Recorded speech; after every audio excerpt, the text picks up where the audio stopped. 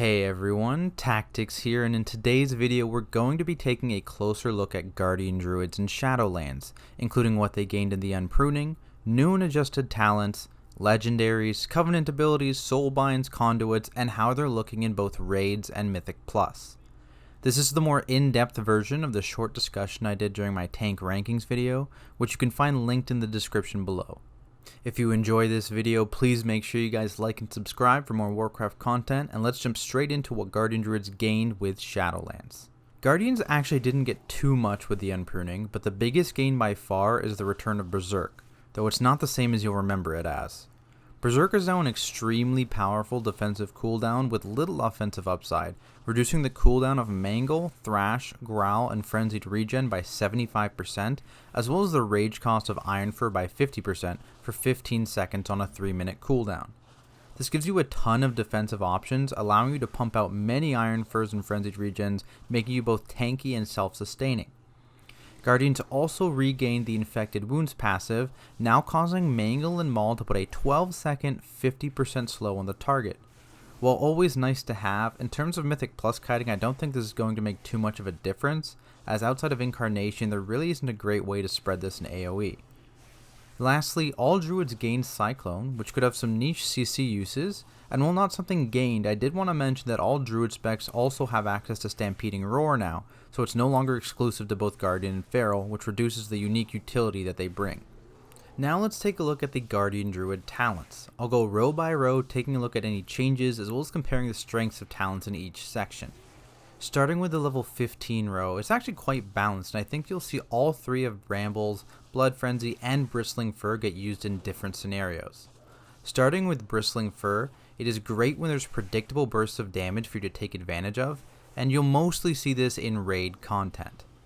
For Blood Frenzy, I think this is a great steady increase to your rage generation in multi-target scenarios, and it definitely competes with Brambles for being the Mythic Plus talent, depending of course on what legendaries you're running, which I'll go into later. Brambles is kind of the default talent on this row for a lot of people, as it's the only talent that directly contributes to your damage. It's alright in raids, but it really shines in Mythic Plus when you're taking a lot of smaller hits that you can absorb and reflect back. Moving on to the level 25 row, you'll see a familiar face in Renewal, which has made a return in Shadowlands, taking the place of Ursul's Vortex. It's a decent panic button option for Guardian Druids, which is good for certain raid situations where Wild Charge and Tiger's Dash don't have much value, but for Mythic Plus, I think I'm still leaning towards Wild Charge for the extra mobility, plus Renewal being on a 1.5 minute cooldown definitely hurts its case.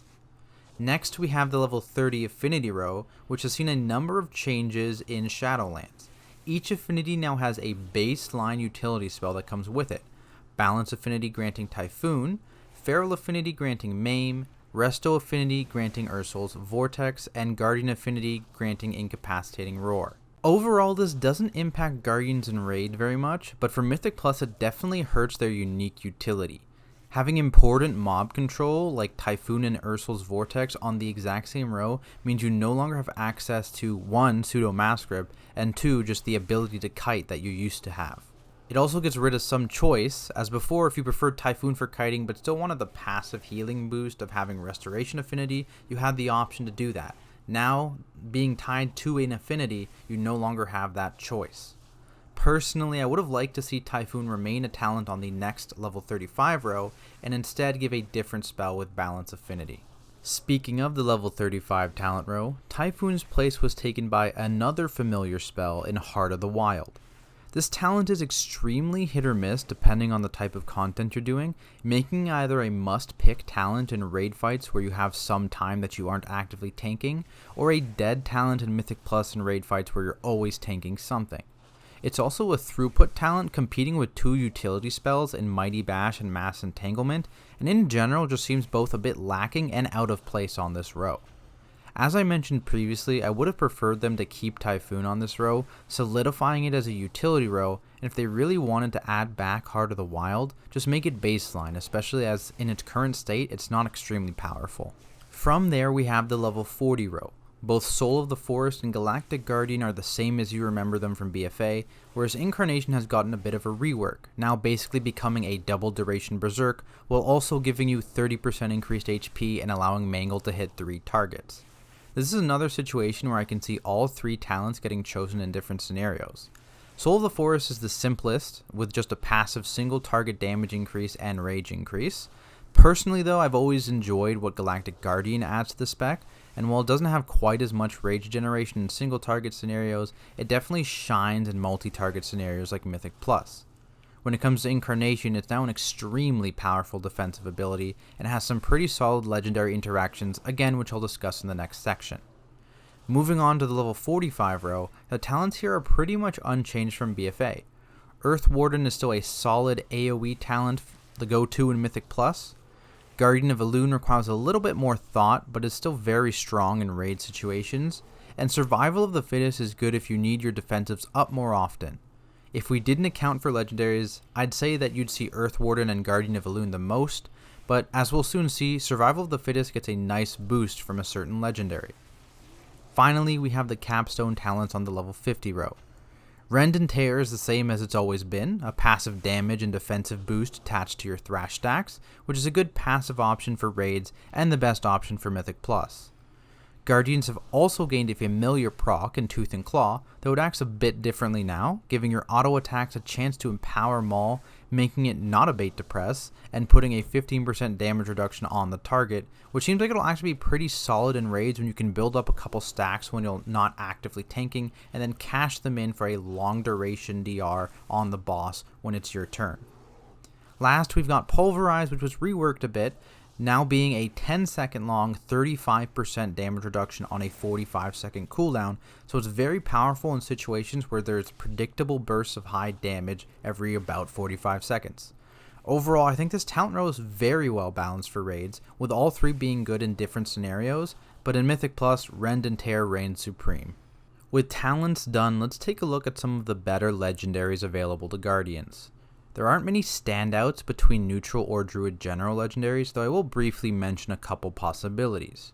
The recently changed Vitality Sacrifice could be decent later on in the expansion thanks to it being percentage gains, but for now I definitely don't recommend crafting it. Similarly, the Circle of Life and Death gives a decent boost to Guardian's Thrash and Moonfire damage, but outside of that doesn't help them too much. Moving on to the Guardian specific legendaries, we start to see some pretty strong options. The weakest of the bunch is probably Legacy of the Sleeper, a return of our Legion artifact ability. It gives Berserk or Incarnation if talented a 25% damage boost, a 15% leech boost, and immunity to CC, on top of reducing its cooldown by 30 seconds. Overall, this legendary doesn't provide the impact of the next 3 I'm going to mention, as it's tied to a fairly long cooldown and doesn't give you any power outside of that cooldown duration. Next, we've got Lufa Infused Embrace, which is a combination of 2 Legion legendaries, providing Thrash with a 20% damage increase, a 30% radius increase, and letting it stack 1 more time. This has great synergy with the Rend and Tear talent, allowing you to get an extra 2% damage done and damage reduction on longer pulls in Mythic Plus, and of course in bosses and raids. Overall, this is one of the best offensive options for Guardian Druids, while also giving you a slight defensive boost when taking the Rend and Tear talent. From there, we have the best defensive legendary in the Natural Order's Will, which bumps up the DR on Barkskin by 15% and also causes it to trigger a free Iron Fur and Frenzied Regen when it starts and expires.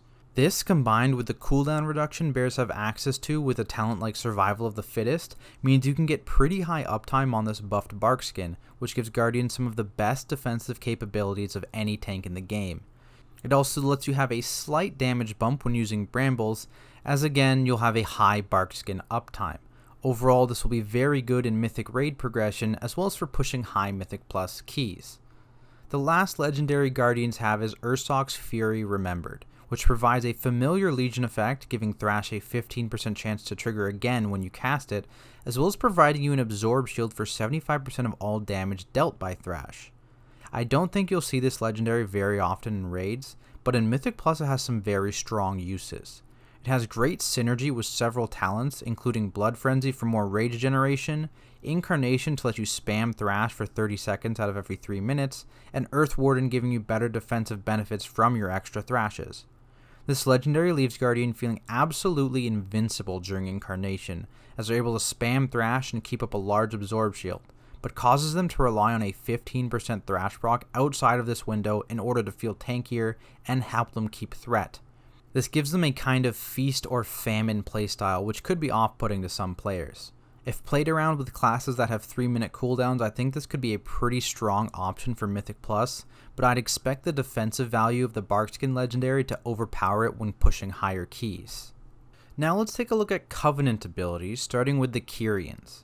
All Kyrian players have access to the Phial of Serenity, and Druids in particular also gain Kindred Spirits. Phial is really good in both Raids and Mythic Plus as it gives you another health potion not on the same cooldown, and allows you to remove bleeds and diseases if they're relevant. It has a little less value for Guardians compared to other classes as they can already dispel poisons and curses, but the bleed removal is very welcome, especially in the first tier. Kindred Spirits is an alright ability, but definitely a bit boring as it allows you to bond with someone in your group and then just gives you a 10-second buff on a 1-minute cooldown based on what role they are. You would likely always bond with a DPS to give yourself a bit of a damage boost. In terms of Soulbinds, there aren't a lot of great options here for Guardians. Pelagos provides a large mastery buff after using your Kindred Empowerment, though unfortunately mastery isn't usually a stat you want a big buff of. Clea is focused around crit, another stat Guardians aren't too fond of, and has an uncontrollable heal in Valiant Strikes that will likely result in overhealing.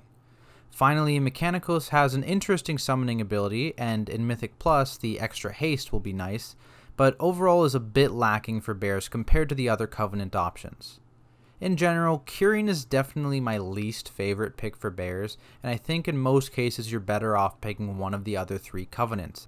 Moving on to Necrolords, all classes gain access to Fleshcraft, which allows you to channel for 4 seconds in order to gain a large absorb shield that is stronger if used near a corpse. This is actually quite powerful in raid situations where tanks usually have some downtime where they can channel this ability, and it's also decent for Mythic Plus if you're able to find the time to use it as close to on cooldown as possible, but this is a bit more tricky.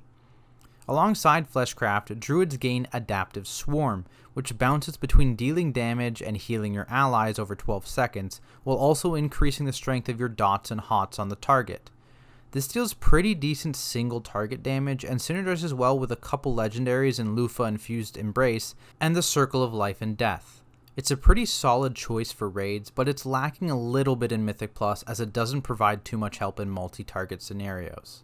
If we move to their Soulbinds, Amini stands out ahead of the rest thanks to Lead by Example, which causes Adaptive Swarm to increase your primary stat by 5% and nearby allies' primary stat by 2% for 10 seconds.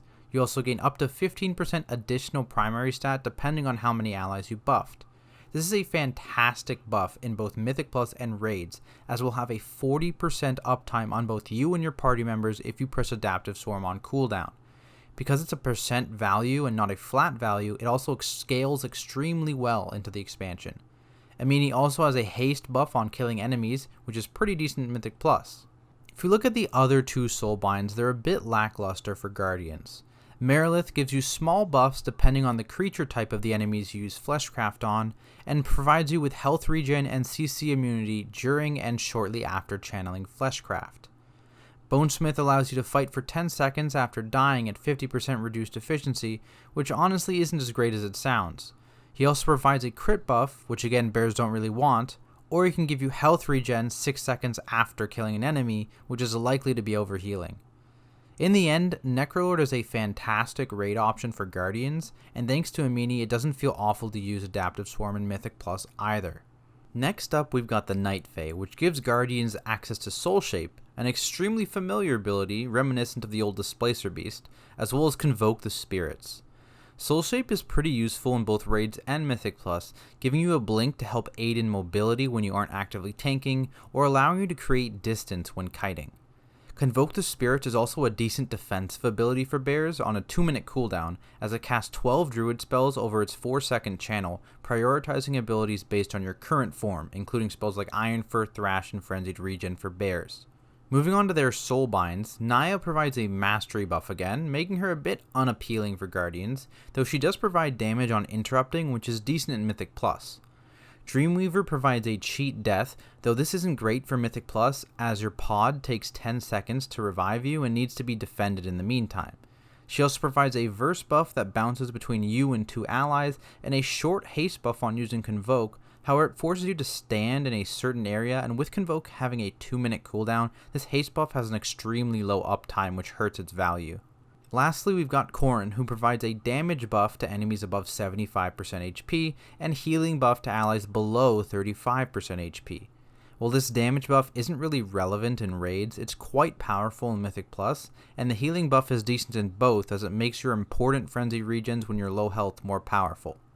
He also has a couple powerful defensive options, with Face Your Foes causing your abilities to reduce the damage of enemies in front of you by 3%, and Hold the Line causing you to take 15% less physical damage after standing still for 5 seconds. Overall, I think Night Fae is a safe all-around pick right now for Guardians, as its abilities and Soulbinds are solid in both raids and Mythic Plus, though it probably isn't the best option in either. Last but not least, we've got the Venthyr. Previously thought to be a game-breaking ability, Door of Shadows is not shaping up to be super useful. It doesn't appear to result in any major skips in Mythic Plus, and even if it did, most top groups that care about doing such skips would have a rogue to enable them anyways. In raids, it could have some uses to help you get out of bad situations, but the cast time on it makes it a bit less useful. The Druid ability is Ravenous Frenzy, which oddly enough is also the only Covenant ability in the game that has a negative effect attached to it. It's a 3-minute cooldown that provides a stacking damage, healing, and haste buff for each ability used over 20 seconds, but if you are idle for 2 seconds, it stuns you and deals % health damage, increasing for the number of stacks you had. Negative effects aside, this is a pretty decent offensive option for Mythic Plus, though it does kind of double down on the Feast or Famine playstyle brought by Ursoc's Fury Remembered, as it can be paired with Incarnation to further empower bears during this short window.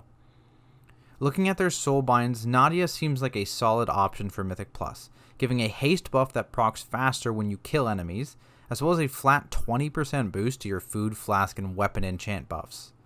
Theotar is kind of a poor option, providing a mastery buff that requires you to stand in a certain area. He also provides a short verse buff to you and nearby allies after using Ravenous Frenzy, but again, this is a 3-minute cooldown, so it's not very good uptime wise. Instead, players can opt to take the 100 to 200% increased duration on combat potions, which is a bit RNG, or a shield to allies who aid you with healing or magic effects, which they're both okay for Guardians, but they're situational. Finally, there's Draven, who seems like a solid raid option. Service in Stone reduces damage taken below 40% HP by 10%, which is quite valuable to tanks, and also causes you to shatter on death, dealing your max health and damage and healing to nearby enemies and allies. He also can give you 4% increased primary stat, though this is lost if you fall below 50% HP, or he can instead opt to give you a 10% increase in stamina and a 4% increase in healing done after standing still for 4 seconds. I think in general, Venthyr is looking like a powerful choice for Mythic Plus, while it might be slightly lacking when it comes to raiding. Next up, let's talk Conduits. There are 3 kinds of Conduits available: Potency, which enhances your throughput, Endurance, which increases your survivability, and Finesse, which improves various utility spells. Guardians have access to 3 different Potency Conduits, 5 Endurance Conduits, and 4 Finesse Conduits. Looking at Potency options, each Covenant has a different Potency Conduit that buffs their respective Covenant ability. For Kyrians, this conduit reduces the cooldown of Kindred Spirits by 10 to 24% depending on rank. Necrolords buffs the periodic damage amplification of Adaptive Swarm by 6 to 14%. Night Phase causes Convoke the Spirits to also increase your damage and healing by 12 to 29%, and Venthyr's makes Ravenous Frenzy also increase your crit chance by 2 to 5% per stack. In most situations, these conduits tend to be one of the better options available, with certain exceptions, such as the Necrolord conduit when running Mythic Plus is likely something you'd want to pass on. Outside of these Covenant options, Guardians have a choice between Unchecked Aggression, which grants 10 to 24% haste during Berserker Incarnation depending on rank, and Savage Combatant, which causes Mangle to grant 10 to 24% increased damage on your next maul, stacking up to 3 times. While not the best all-around option, Unchecked Aggression has some decent synergy in Mythic Plus, again with the Ursoc's Fury Remembered build. It also has great synergy with the Incarnation talent, as a 30-second big haste buff is always nice to have. In terms of Savage Combatant, it could see some use alongside Tooth and Claw in raids, but even then the Conduit seems a bit lackluster. If we move on to Finesse Conduits, there's one standout option as well as a second alright option for Druids in general here. The standout option is Front of the Pack, which increases both the radius and duration of Stampeding Roar by 15 to 36%, which is quite powerful in both raids and Mythic Plus, as it can be quite a large mobility boost. The other option is Born of the Wilds, which gives you a 10 to 24% reduced cooldown on the level 35 talent row of Mighty Bash, Mass Entangle, and Heart of the Wild, which could be good at higher ranks to either pump out more single target stuns or fit in another Heart of the Wild into a raid encounter. In terms of defensive options, Guardians have some solid endurance traits. Layered Mane is making a return, providing Iron Fur with an 8 to 19% chance to apply 2 stacks instead of 1. There's also Tough as Bark, which reduces the cooldown of Barkskin by 10 to 24%, which has fantastic synergy when running Survival of the Fittest in a build with Natural Order's Will. Ursine's Vigor is an interesting conduit which grants you 12 to 29% more health and armor for 4 seconds when shifting into bear form. This could address some of the problems bears have had in the past in Mythic Plus, where they feel very squishy at the start of a pull before they have Iron Furs up. You could now shift into bear form and charge in, giving you an extra few seconds of tankiness in order to get those Iron Furs rolling. Overall, while bears don't have the best offensive conduit options, they have a solid finesse option and some fantastic defensive choices to pick from. When choosing Soulbind paths, you'll likely want at least one potency and one endurance slot, with the last two depending on your legendary and what content you're doing. With all that said, where do bears actually stand when it comes to both raids and Mythic Plus?